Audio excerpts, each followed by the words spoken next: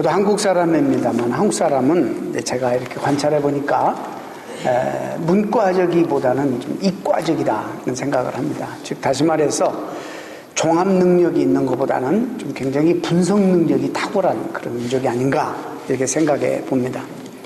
그래서 아마 한국은 IT 왕국이 그래서 되지 않았는가.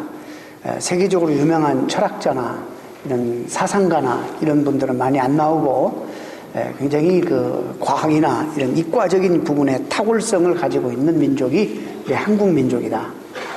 그래서 성경을 이렇게 읽고 봐도 전체적인 하나님의 그림을 보기보다는 부분적으로 이렇게 잘 해석하고 이해하는 부분들이 탁월하고 이게 지나쳐가지고 성경의 하나님의 전체적인 의도를 못 읽고 부분적으로 성경에 있으니까 그런 부분들을 분석적으로 이렇게 해석해서 참 재밌는 것은 신약교회가 2000년 교회사 역사 가운데 가장 이 한국교회는 지금 30년 기독교 역사 가운데 자칭 예수, 재림 예수가 전 세계적으로 가장 많이 나온 나라가 한국입니다.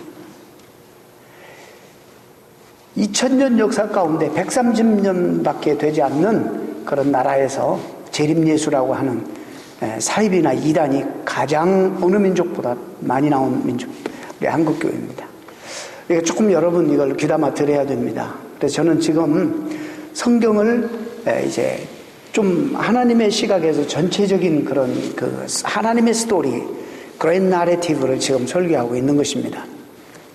그래서 전체 좀 하나님의 의도와 이것을 영어로 구속사, 그래서 redemptive history라고 하는데 구속사적인 관점에서 하나님이 하시는 일을 시대마다 사람들을 사용해서 이런 일들을 하시는데 그렇기 때문에 하나님의 역사에 그분의 사역에 사람이 주인공이 사실 아니라 하나님이 주인공이시라는 사실을 우리가 볼 수 있어야 됩니다.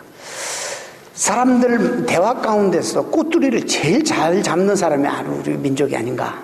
무슨 말이 그런 의도가 아닌데 뭐 한마디 뭐가 딱 잘못하면 그걸 꼬투리를 잡아가지고 따져대고 분석하고 그런 깊이 묵상하고 그런 민족이 아닌가. 이게 민족성인 것 같아요.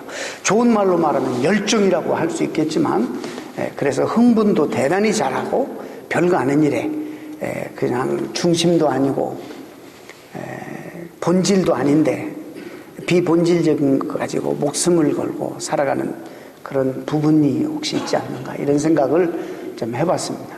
그런 차원에서 여러분 잘 따라오셨으면 좋겠습니다.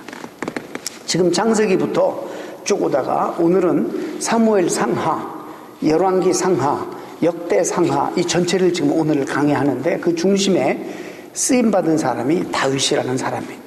수없이 많은 사람들이 나름대로 역사 가운데 등장해서 쓰임받고 갔지만은 거기에 중심적으로 하나님의 redemptive history, 구속의 역사를 아브라함에게 주셨던 내가 너를 복을 주고 천하 만민이 너를 통해서 복을 받으리라는 그 약속이 어떻게 전개되고 있는지를 지금 설명하고 있는데 이 약속이 이제 사무엘로 그래서 부족 시대에서 이제는 왕조 시대로 넘어가는 그런 트랜지션한 피리어드에 살았던 왕이 바로 다윗입니다.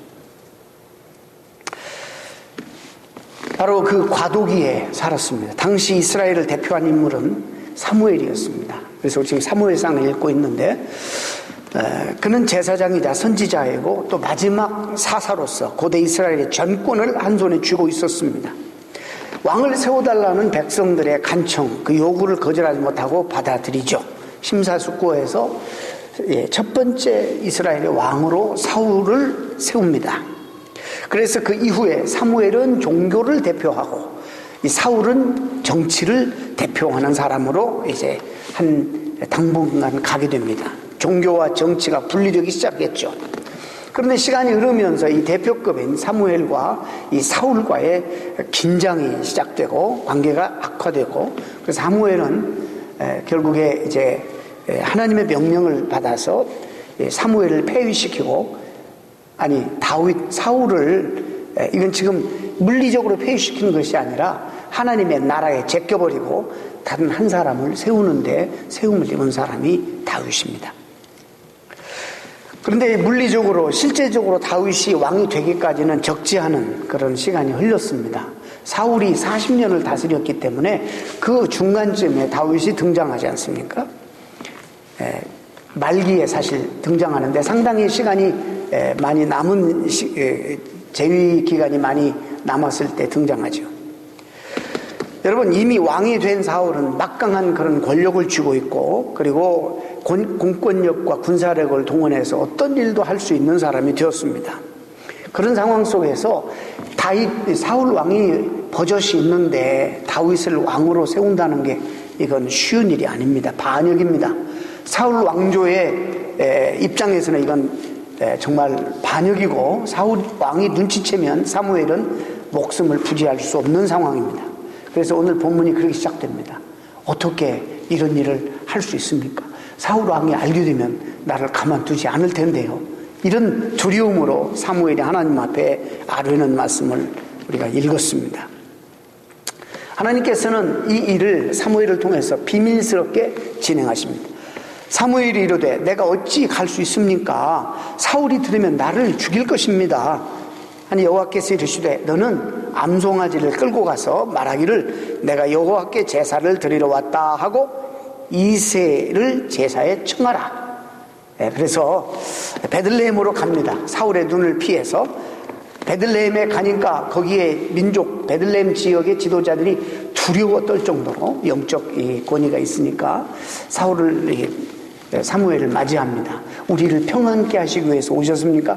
그렇다. 베들레헴은 예루살렘 부근의 마을로서 예수님의 출생지입니다. 그래서 복음서에도 누가복음은 베들레헴을 다윗의 동네라 그렇게 지칭하는 표현들이 나옵니다. 사무엘은 일종의 마을 축제도 겸하는 제사를 드리러 왔다는 말을 하고 그 동네에 사는 이새와 그 아들들을 제사에 청합니다. 이새의 아들들을 하나씩 면접합니다. 첫 번째 아들을 보니까 얼마나 외모가 출중하고 사무엘이 이 사람인가 보다 하고 기름 부으려고 할 때 하나님이 말리시지 아니다. 나는 그를 왕으로서는 생각하지 않고 버렸다. 이런 얘기하면서 유명한 말씀, 지난 주간에 말씀드렸습니다. 하나님은 외모를 보고 취하지 아니하시고 하나님을 경외하는 그 중심을 보시고 하나님은 취하신다는 말씀을 그래서 하신 것입니다. 그래서 요즘 여러분들에게 계속 말씀드립니다만은 우리는 다 하나님 앞에서 성공할 수 있는, 성공자가 될 수 있는 다 자격들이 있습니다. 하나님 앞에서는 빈부, 귀천, 남녀노소 상관없이 세상 사람들이 사람을 선택해서 사귀듯이 나에게 영양가가 있는가, 나에게 도움이 있는가 이런 걸 봐서 사람들을 사귀는 이런 방법이 아니에요. 세상의 방법이 아니라 하나님을 경외하는, 하나님을 사랑하는 마음의 중심을 보시고 하나님을 선택한다. 그렇기 때문에 우리 누구도 하나님 앞에 쓰임받지 못할 세상은 아무도 없다는 사실을 여러분 먼저 아셔야 됩니다. 세상에서는 잘 나가고 명예 있고 권력 있고 가진 게 있고 이러면 그 앞에 굽실거리고 그런 사람들이 가까이 가지만 이거는 정말 세상적인 것입니다. 우리는 그래서 지난 시간에 말씀을 드렸죠. 어느 누구도 하나님 앞에 소중하지 않은 사람이 없습니다. 그러니까는 우리를 무시했다. 그래서도 안 되지만 그런 말을 여러분 해서도 안 되는 것입니다. 교회 안에서는. 자, 이새가 데리고 온 7 아들 다 만나보았지만 여호와께서 찍어주는 인물이 없었습니다. 이새에게는 막내 하나가 남긴 남았는데 그런 이 아버지 앞에서도 형제들 앞에서도 이렇게 별로 뛰어나지 않은 아들 같고 또 말째고 아직 어리고 또 이런 모임에 올 만한 준비가 안 된 그런 사람으로 생각했던 것 같습니다. 그래서 가족을 대신해서 형들을 대신해서 저 밖에 나가서 가족의 양을 치고 있었던 사람이었습니다. 그 막내가 누구예요? 다윗입니다. 그가 이제 불려 들어오자마자 사무엘은 바로 여호와 앞에 이런 말씀을 듣습니다.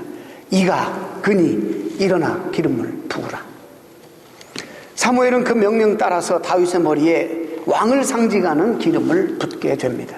그 짐승의 뿔에 파서 거기에 기름을 담아가지고 바로 그 기름을 붓습니다. 이 장면은 어떤 면에서 하나님의 편에서 하나님의 그 사역과 구속사의 입장에서 왕 즉위식입니다.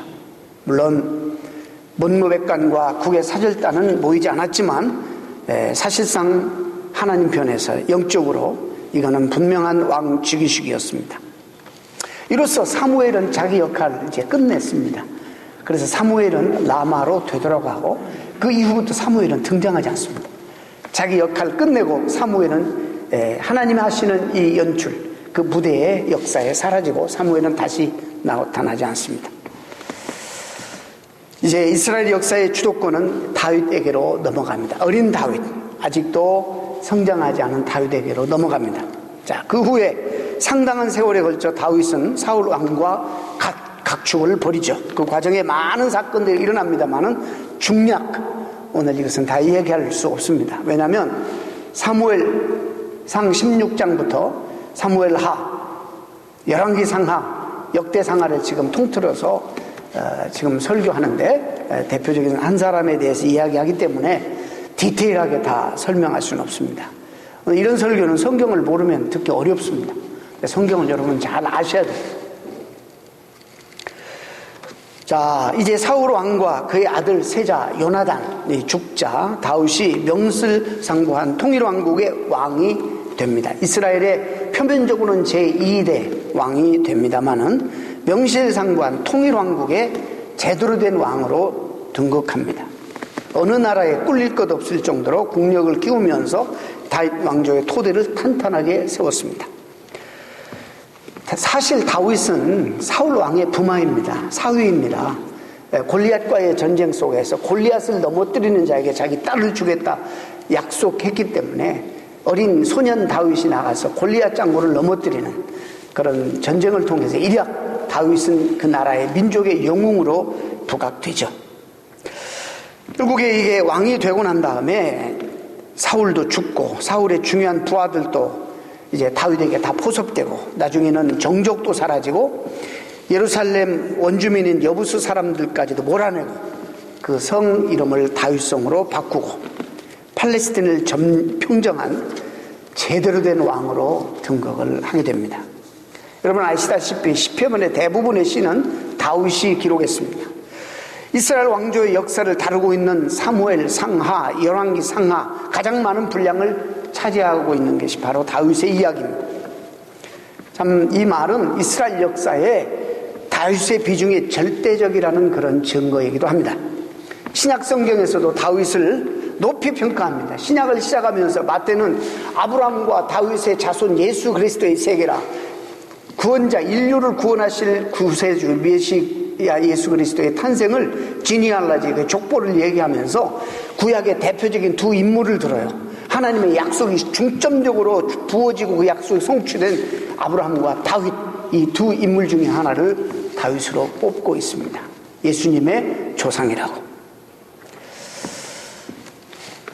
또 초대교회 교부들은 다윗을 그리스도의 상징, 예표로 그렇게 설명하고 있습니다.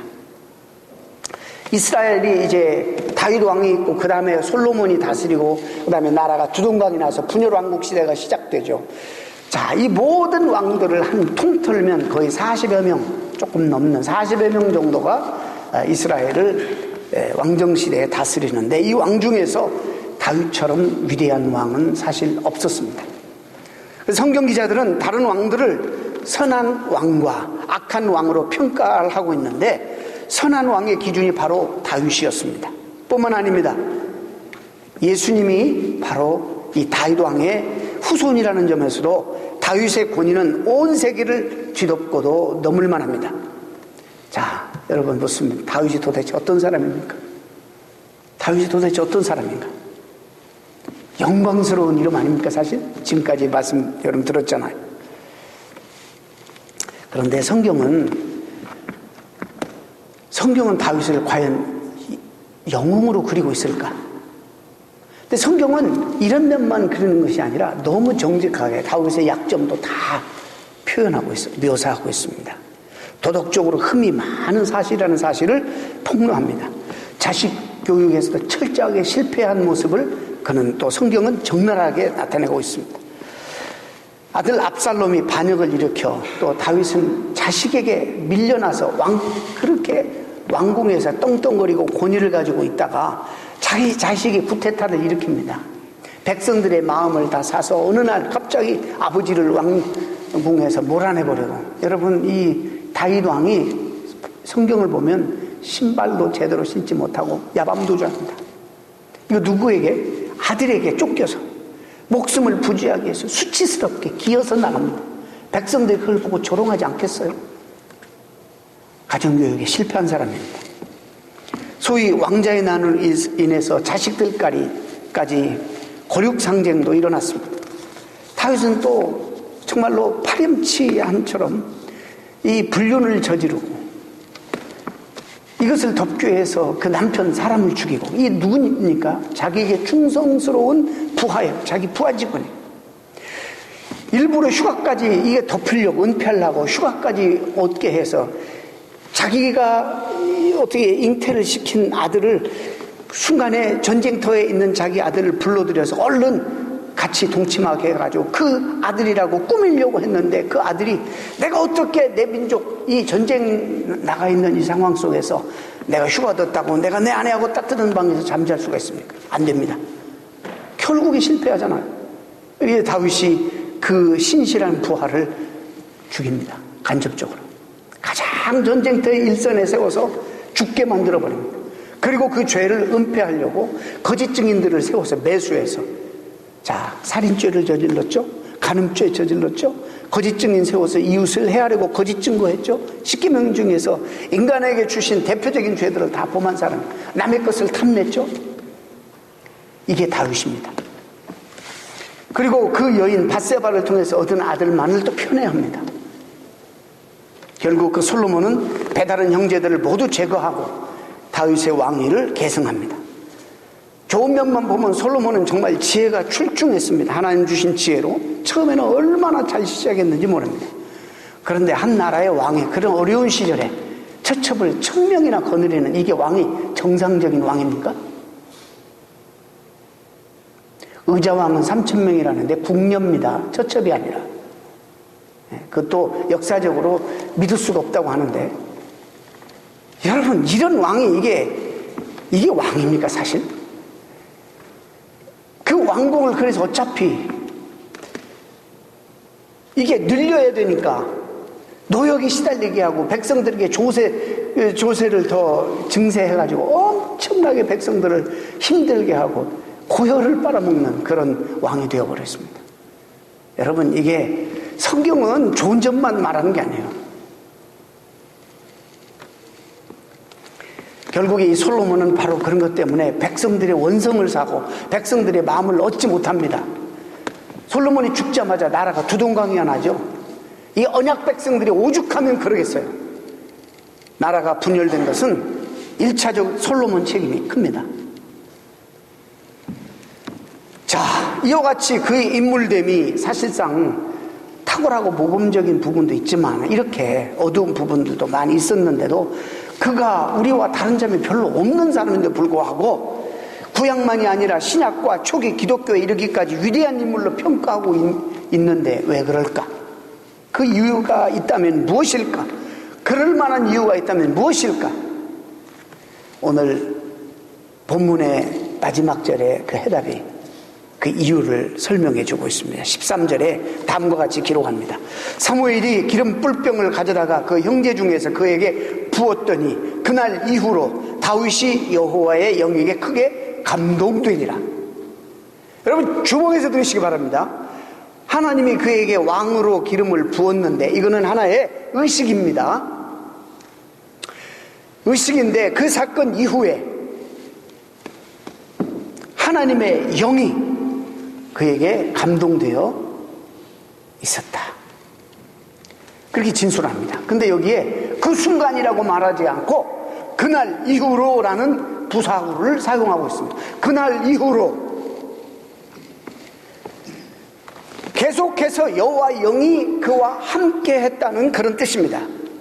그렇습니다. 성경은 전쟁 전문가로서, 정치 대가로서, 또 다윗 궁을 지은 위대한 건축가로서, 또 예술가로서 그리스도의 조상으로서 다윗을 높여서 영웅시하지 않습니다. 오늘 말씀 표현이 대단히 중요한데 그 표현이 뭐라고 했냐면 그는 평생 여호와의 영에 감동되어 성령의 인도하심을 받는 삶을 살게 되었다. 하나님이 그를 그의 영으로 감동 주어서 그날 이후부터 그 순간이라고 안 하고 그날 이후부터 그렇게 살게 하나님이 만드셨다. 사실을 강조합니다. 무슨 뜻입니까? 사무엘 뿔병에 담긴 기름을 다윗에게 부었습니다. 그 의식을 통해서 여호와 영이 그에게 임한 것으로 보입니다. 맞습니다. 그럴 수도 있습니다. 사람의 영혼은 어떤 종교적인 세레모니를 통해서 각성될 수 있기 때문입니다. 정말 그런 순간도 우리는 많이 경험합니다.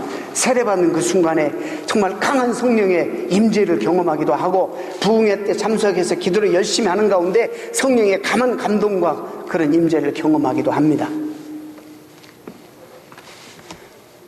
근데 여기서 지금 이 의식이 어떤 주술적인 능력이 있다고 말하는 것입니까? 그거 아닙니다. 양을 지키는 정말 늘 그 밖에서 별로 돋보이지 않는 목동 출신에 불과했던 다윗이 여호와의 영에 사로잡혔다는 이 말은 사실상 그 순간만이 아니라 그날 이후부터라는 이 표현은 그 평생에 걸친 삶에 대한 총체적인 평가입니다. 제가 조금 또 다루고 갈 것이 성령 체험의 경험에 대해서 오늘 잠시 말씀드리려고 합니다. 성경에서 성령 충만을 받으라라는 이 명령은 일시적으로 받으라는 말이 아닙니다. 성령 충만을 받으라는 이 말은 성경에서 여러분 생애 가운데 총체적으로 전생에 걸쳐서 계속적인 성령의 다스림과 간섭과 지배를 받으십시오라는 말이에요. 우리가 일시적으로 그런 성령을 체험할 수 있고 그런 현상도 경험할 수 얼마든지 있습니다. 그런데 적어도 다윗이 경험한 성령 체험 그런 게 아니라는 말이죠. 평생에 걸쳐서 일생에 하나님의 신으로 감동되어 살았다. 즉 그 삶의 중심에 하나님을 사모하는 마음, 하나님을 아까 말씀드렸죠. 사람은 외모를 취하지만 하나님은 그 마음에 하나님을 경외하는 중심의 마음을 보시고 취하신다. 그 마음이 하나님을 향해 있었다 이 말입니다. 비록 그가 넘어지고 자빠지고 실수하고 부족한 부분이 많이 있을지라도 그 삶이 전체적으로 하나님의 이끄시는 방향을 향해서 하나님이 원하시는 그것에 열정을 품고 하나님이 원하시는 그것을 위해서 늘 판단하려고 했었고 그렇게 살았다는 것입니다. 오늘날에는 성령 그러면 항상 자동적으로 소위 은사운동의 차원에서만 성령을 이해하는 사람들이 많습니다. 대부분입니다. 그래서 성령을 받으면 방언을 하고 병도 고치고 다른 사람의 미래를 점쟁이처럼 찝어낼 수 있다고 주장하는 사람들이 적지 않게 많습니다. 여러분 정말 또 한 번 말씀드립니다. 그럴 수도 있지만 모든 성령의 역사를 그렇게만 생각해버리면 성령을 주술이나 미신의 차원으로 수준으로 떨어뜨리는 그런 격화시키는 너무나 불행한 해석입니다. 그런 수준에 머물러 있는 한 그것만이 성령의 역사라고 생각하는 한 오늘 적어도 다윗이 말씀한 오늘 본문의 이 내용은 여러분 놓치고 맙니다. 일시적으로 그런 현상이 나타날 수 있어요. 왜요? 우리 다 그런 경험하니까.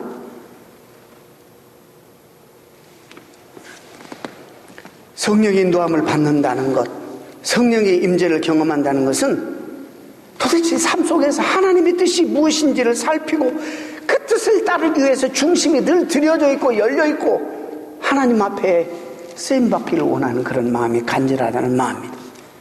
이거 예수님 말씀을 빌려서 얘기하면 그동안 계속 이야기해 왔죠. 하나님의 나라와 의를 구하는 삶을 우선으로 여기고 살아가는 사람을 말합니다. 우리의 판단이나 우리의 의지나 우리의 열정이 하나님의 인도함을 받는다는 이런 말씀. 그러면서도 우리가 넘어지기도 하고 실수하기도 하고. 그런데 성경의 요구는 계속적으로 이런 인도함을 받고 살아라는 요구인데 우리가 이해하는 것은 그냥 순간적으로 성령의 어떤 그런 강한 체험 이런 것들만 사모하니까 이게 삶으로 연결이 안 돼. 그러니까는 성령 체험했다는 사람이 도덕성이 없어. 삶의 책임감도 없고 보면은 기도 열심히 하고 막 대단한 것 같은데 별 열매가 없어. 성령의 우리가 은혜는 성령의 열매하고 연결이 돼야 되는데 연결이 별로 안 돼. 이제 아셨어요? 다윗은 하나님의 신이 그 순간 이후부터 그 평생에 이르기까지 하나님의 다스림과 통치를 받았고, 그도 그 마음을 열어 그 중심에 하나님을 향해서 그분을 우선적으로 여기고 그의 모든 판단과 결정과 그 열정이 하나님을 향해서 쏟아져 늘 드려졌다, 이런 말이에요. 몇 가지를 이제 제가 소개하려고 합니다. 이처럼 역동적인 삶이 어디가 있겠어요? 성령의 인도함을 받는 삶. 여러분, 우리 주변에 도덕적으로 훌륭한 사람 많습니다. 정말 법없이도 살 사람들. 아니, 예수님 믿지 않는데도 정말 예수 믿는 우리보다도 더 훌륭하게 양보하면서 훌륭하게 칭찬받으며 살아가는 사람이 많이 있습니다. 그런데 이 사람들은 성령과 전혀 상관이 없는 삶입니다. 미안합니다. 그럼에도 불구하고 성령과는 전혀 상관이 없는 삶입니다. 상식적으로 생각하거나 인격적으로 생각한다고 해서 그게 성령의 역사죠, 하나님의 뜻이라 말할 수 없습니다. 아닙니다. 물론 일반 차원의 은총에서, 일반 은총 차원에서는 그렇게 생각할 수 있지만 성령과 전혀 상관이 없는 삶입니다. 미안합니다만. 자, 다윗이 몇 가지를 여러분들에게 좀 소개하려고 하는데, 우리가 하나님의 뜻을 헤아리고 우리도 성령 체험을 나름대로 한 사람들이 많지 않습니까? 성령 없이는 어떻게 예수 그리스도를 주라고 고백할 수 있습니까? 없습니다. 그래서 성령의 뜻대로 살고 싶지만 하나님 뜻이 무엇인지를 어떻게 할 수 있는가 하는 질문, 참 우리가 어떤 때는 당황하고 참 사실 대답이 간단하지 않고 쉽지가 않습니다. 우리가 그런데 세밀하게 구체적인 사항에 대해서 결정적인 하나님 뜻은 알 수는 없지만 우리 삶 전체적으로 우리 마음이 하나님 앞에 열려있고 하나님 중심적인 삶을 살려고 애쓰다 보면은 하나님께서 우리 가야 할 방향을 알려주시고, 결국에 우리는 부족한 게 많아도 뒤를 돌아보면 하나님이 인도하신 길로 와 있는 거예요. 하나님이 기가 막히게 우리를 그렇게 섭리하셔서 인도해 주셨습니다. 하나님은 우리의 길을 오늘도 인도하고 계십니다. 하늘 보좌에 홀로 심심하게 앉아 계시는 분이 아니라 우리의 삶에 개입하셔서 직접 우리의 삶을 인도하시고 우리의 필요를 채우시고 우리를 보호하시는 하나님이시라는 것이죠. 저는 이런 표현을 자주 씁니다. 손자가 걸음마를 하게 될 때 아이들이 그러잖아요. 막 이제 몸 하나를 지탱을 못하니까 어디로 갈지 어디로 쓰러질지 몰라서 비틀거리면서 막 나갑니다. 그런데 이 부모는 알아요. 이쪽으로 가면 층계 넘어지고 이쪽으로 가면 위험한 게 있고, 그럼 부모가 앞에서 이렇게 막죠, 못 가게. 그럼 뭐가 딱 장애물이 있으면 가다가 또 돌아서요. 또 장애물이 있으면 돌아서. 이 아이는 뭐가 뭔지 모르지만 부모는 아는 거예요. 그래서 결국에 안전하게 보호하고 이 아이가 원하는 것이 아니라 부모가 그를 보호해서 원하는 대로 살게 만드시는 거예요.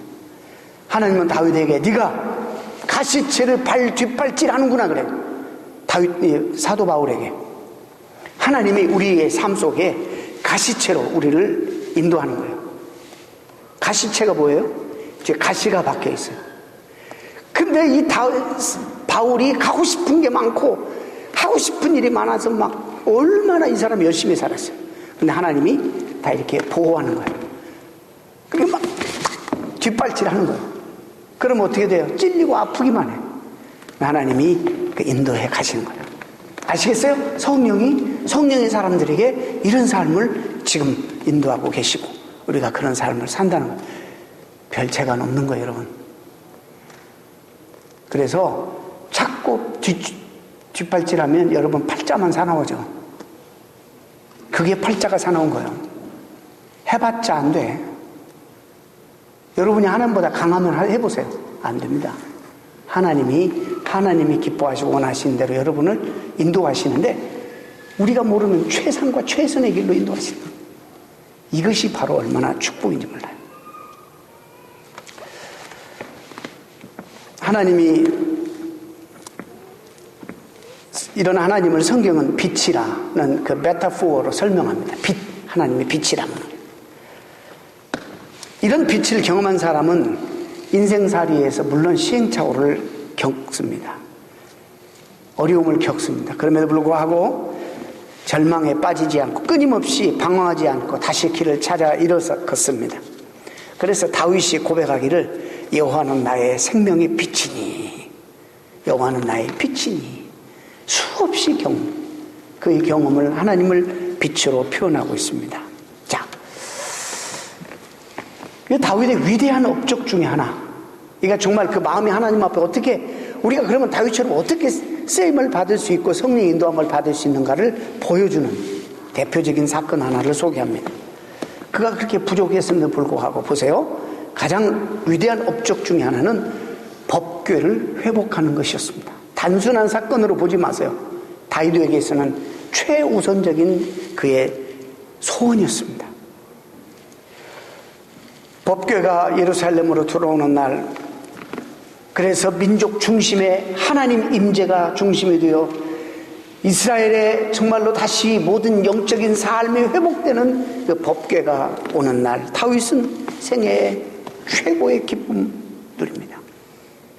얼마나 기뻤는지 다윗은 모든 체면과 왕으로서의 위엄을 다 던져버리고 어린아이같이 옷이 벗어지는지도 모르고 법궤가 들어오는데 막 나가서 춤을 춥니다. 아내마저 그 미갈마저 그를 조롱할 정도로 비웃었지만 정말로 그 정사가 하나님을 향해서 열려져 있고 하나님을 기뻐하고 환영했습니다. 그게 뭐라고? 법궤는 그 당시 하나님의 상징이었습니다. 그는 왕이 되자마자 시급하게 처리해야 할 정책들이 얼마나 많았겠습니까? 왕권 확립, 국방 강화, 또 궁전 건축, 많은 사역들이 있었지만 가장 시급하고 중요한 과제로 원수들에게 수치스럽게 잃어버린 하나님의 임재의 상징인 법궤를 찾아와서 그 왕권의 중심에, 이스라엘 민족의 중심에 그 하나님의 임재를 두는 법궤를 회복하는 일이었습니다. 하나님 말씀과 그 임재가 가장 중요하다는 것을 정확히 안 사람이죠. 민족의 부흥이 어디서부터 올 것인가? 이 민족을 어떻게 하나님 백성을 이렇게 할 것인가? 내가 어떻게 이 하나님 백성을 하나님의 구속사의 관점에서 어떻게 통치를 해야지 옳을 것인가? 이것은 하나님과 하나님이 우리와 함께 하시는 것밖에는 없다. 하나님과 동행하는 삶, 이기밖에는 없다라고 생각하고 간절한 마음으로 이는 최선을 다해서 그 법궤를 회복시킵니다. 이 법궤는 하나님의 임재의 상징이죠. 법궤는 하나님의 언약과 그것이 성취된 증거들이 그 속에 담아 있었습니다. 그래서 이 법궤는 하나님과 그 백성의 언약을 상기시키고 기억하도록 나는 너의 하나님이 되고 너희는 나의 백성이 되리라 는 이런 귀한 하나님의 언약과 성취가 그대로 상징적으로 담겨져 있는 장치. 그 안에는 하나님의 언약과 출애굽 내내 이스라엘의 행보의 중심이 되었고 또 그들을 앞서서 선도했던 것이었습니다. 법궤를 앞세워서 그는 광야 시대를 헤쳐나갔고 요단강을 건너고 법궤를 앞세워서 여리고성을 무너뜨렸습니다. 그러나 엘리의 아들들이 지난 시간에 말씀드렸죠. 이것을 전쟁터에 나갔습니다. 전쟁에 한번 치고 나니까 실패의 원인을 하나님이 우리를 돕지 않으셨다. 이러니까 하나님이 임재의 상징은 법궤를 앞에 내세워서 마치 부적처럼 하나님과의 관계는 생각하지 않고 회개하지 않고 부적처럼 이 법궤를 앞세워서 전쟁하다가 3만 명이나 죽는 대패를 경험하고 수치스럽게 이 법궤도 빼앗기지 않습니까? 여러분, 이스라엘의 그 이후에 초대 왕으로 뽑힌 사람이 누구예요? 사울이요. 사울이 40년 동안 이스라엘 언약 백성들을 다스렸는데 법궤에 대해서 무관심했어요. 하나님의 임재에 대해서 관심이 없었어요. 이거를 회복해서 그 민족의 중심에 두는 것을, 이것을 오늘 신약적인 우리의 말로 표현하면 우리의 삶에 우리 하나님 God-centered life, Christ-centered life, 주님 중심의 삶, 하나님 중심의 삶, 하나님 말씀 중심의 삶으로 우리들이 회복돼야지 개인의 부흥도, 가정의 부흥도, 진정한 공동체의 부흥도 정말 제대로 일어난다는 사실을 시사하는 거예요. 다윗이 그런 관점이 있었어요. 왜냐하면 법궤를 통해 하나님의 임재, 언약이 기억되고 그 언약의 의미가 되살아나는 영적 회복의 의미가 있기 때문입니다. 결국 우여곡절 끝에 법궤가 이스라엘 백성 중심으로 되돌아와 회복이 되었습니다. 자, 저는 오늘 결론적으로 다윗의 역대상하까지 마치면서 한마디 다윗의 그의 삶을 정리하는 한 구절만 소개하고 말씀을 마치려고 합니다. 이제 오늘 사무엘상을 읽었는데 사무엘하 5장 10절 말씀입니다. 만군의 하나님 여호와께서 함께 계시니 다윗이 점점 강성하여 가니라. 이 단어가 다윗을 그의 생애를 전체적으로 총체적으로 보여주는 참 말씀입니다. 자, 다시 한번 만군의 하나님 여호와께서 함께 계시니 다윗이 점점 강성하여 지니라. 모든 종교의 기원이 내중심적입니다. 자, 그래서 우리는 이 스테이트먼트를 보고 항상 뒷부분에 관심이 많습니다. 내가 어떻게 하면 점점 강성해질 것인가? 내가 어떻게 하면 비즈니스도 잘 되고, 내가 어떻게 하면 성공하고, 내가 어떻게 하면 이름을 내고, 내가 어떻게 하면, 여기에만 모든 인생들이 관심이 있습니다. 모든 종교가 여기서부터 시작된 겁니다. 이기적인 관심. 뭐 자연스러운 거예요, 사람이. 죄인되었기 때문에 그건 자연스러운 거예요. 자, 이 표현은 생애 전체를 대변하는 말씀인데,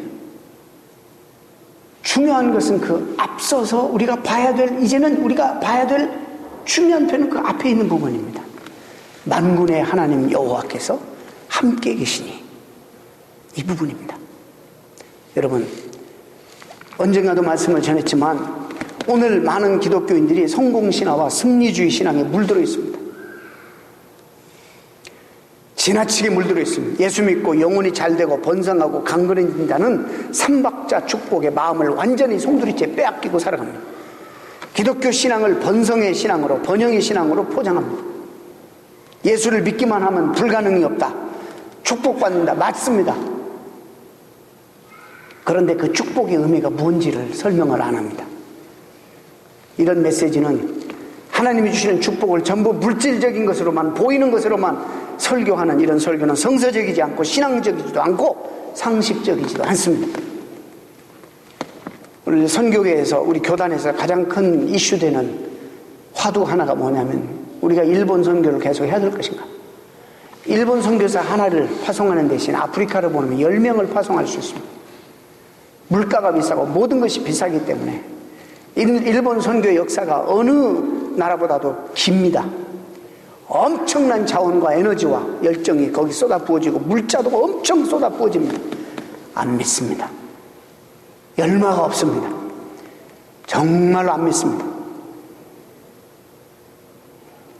예수를 이렇게 잘 안 믿는데, 그러면 우리가 흔히 삼박자 구원, 그 원리로만 하면 일본이 망해야 되고, 그러니까 쓰나미가 오니까 참 기독교인들이 얼마나 좋아했는지 몰라. 심판이다. 근데 또 금방 복구되네. 민족 감정들이 심해가지고 일본이 어떻게 그러면 대단히 좋아해. 정말 저도 감정이 별로 좋지 않아요. 이 복음적인 어떤 그리스도의 마음이 아니면 일본을 좋게 생각할 한국 사람이 어디 있어요? 그런데요, 가장 이 세상에서 부유한 나라 중에 하나입니다. 여러분, 이 세상에서 가장 장수하는 나라가 일본입니다. 왜 그렇습니까? 복음을 그렇게 배척하고 오랜 세절 동안 복음을 전하고 안 받아들이는데 왜 일본은 그걸 어떻게 설명할 수 있습니까?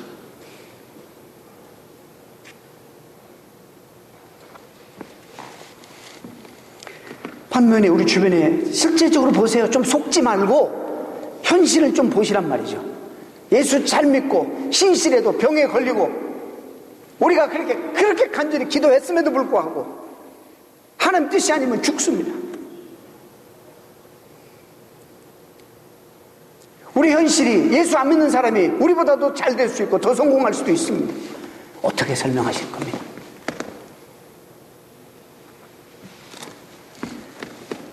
여러분, 우리가 뒷부분에 관심을 가지면 대답할 말이 궁색해져요.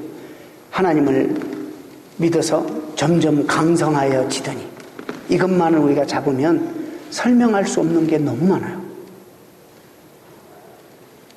여러분 인도합니다. 앞부분에 관심을 좀 가지세요. 만군의 여호와가 함께 계시니.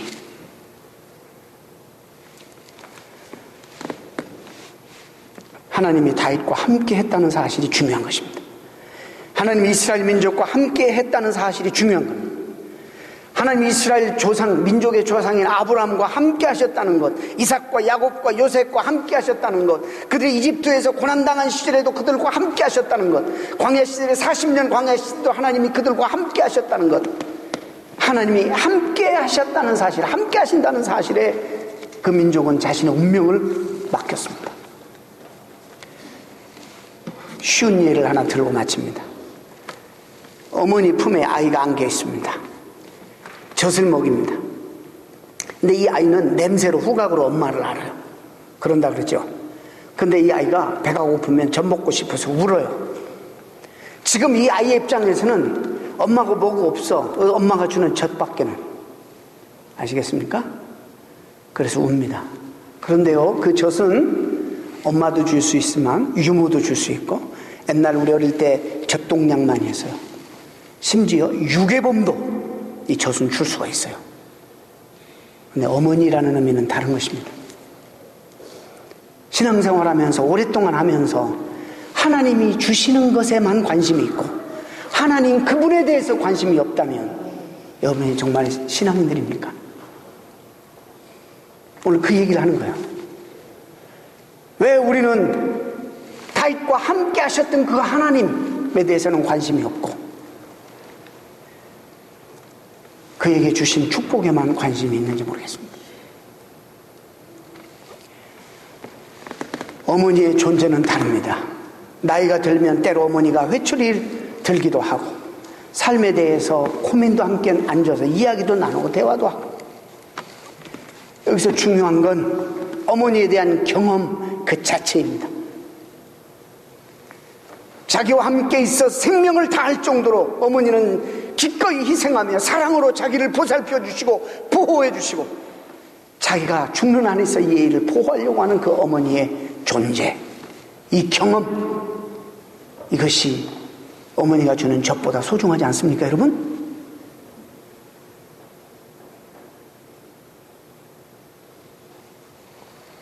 대학생이 됐는데도, 성인이 됐는데도 어머니는 제쳐두고 어머니가 어릴 때 주었던 젖만을 요구하고 사모하고 있다면 이게 정상적인 사람이란 말이에요. 하나님을 어머니를 소유하면 어머니 안에 있는 모든 것은 다 내 거예요. 그분이 나를 목숨을 다해 희생하며 사랑하시는 분이기 때문에. 우리가 신앙생활하면서 하나님을 놓치지 마시기 바랍니다. 하나님이 나와 함께 하신다. 예수님의 제자들도 처음에 예수님께 부름받았을 때에 예수님을 통해서 얻게 되는 것만 관심이 있었어요. 그래서 승리주의, 그래서 예수님 통해서 한 자리 얻으려고, 아니면 시오니즘, 나라가 회복되는 꿈을 꾸고 예수님을 따랐습니다. 그런데 예수님이 갑자기 어느 날 나는 순환을 닫고 십자가에 죽을 것을 말씀하시니까 베드로가 그런 일이 주님에게 있어서는 안 됩니다. 그런데 주님의 반응 보세요. 사탄아 물러가라, 내 뒤로. 사탄적인 생각이라고 했어요. 오늘도 우리는 하나님 그분, 여기는 관심이 없고 그분을 통해서 얻어내는 것만 관심이 있다면 이건 사탄적인 것이라는 거예요.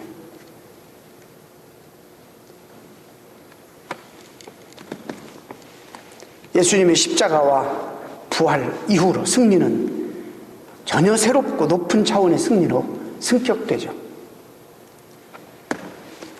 마태복음 기자는 예수님의 출생을 전하면서 이사야 7장 14절을 인용합니다. 보라, 처녀가 잉태하여 아들을 낳을 것이요 그 이름은 임마누엘이라 하라. 임마누엘의 뜻이 뭐죠? 우리와 함께 하신다. 영원히 우리와 함께 하시다는 뜻이에요.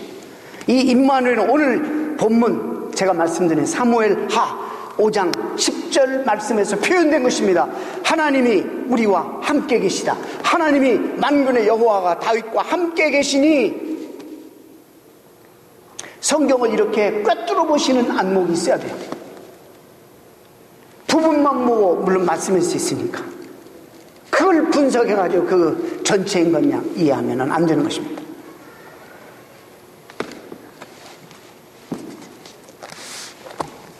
사랑하는 성도 여러분, 여러분 어떻습니까? 여러분 이 자리에 나와 있는 이유가 하나님 때문입니까? 하나님을 통해서 얻어낼 것 때문입니까? 여러분 모두는 다 하나님을 소유하시는 분들이 되시길 바랍니다. 하나님이 나와 함께 하시니, 이게 중요한 거예요. 하나님 나와 함께 하시니, 그 다음에 그분이 우리와 함께 하시면 약속이 우리의 필요를 그분이 도울 것이고, 우리가 모르는 우리의 최상과 최선의 길로 우리를 인도하실 것이고, 우리의 생명을 복되게 하실 것이기 때문에, 우리 어머니가 우리를 위해서 그토록 희생하셨듯이 우리 하나님은 우리를 사랑하셔서 아들을 이 땅에 보내서 십자가에 희생시키기까지, 내가 죽어야 될 그 자리에 그분을 대신 죽이시고 우리를 살려주시기까지 하신 그분이 우리가 원하는 거 주시지 않겠느냐. 하나님을 소유하신 여러분 되시고, 다윗이 바로 언약의 주체이신 그 하나님을 소유하고 그 하나님과 함께 이제 하나님이 구속사의 흐름, 언약의 성취를 위해서 기시대에 신실하게 쓰임받았습니다. 자, 그러면 주인공이 누굽니까? 다윗입니까? 하나님이십니다. 여러분 개인의 주인공이 누굽니까? 여러분입니까? 우리 주가 되신 하나님이십니다. 우리 교회의 주인공은 누굽니까? 여러분도 주인공이시지만 더 귀한 주인공은 이 교회는 주님의 교회입니다. 기도하시겠습니다.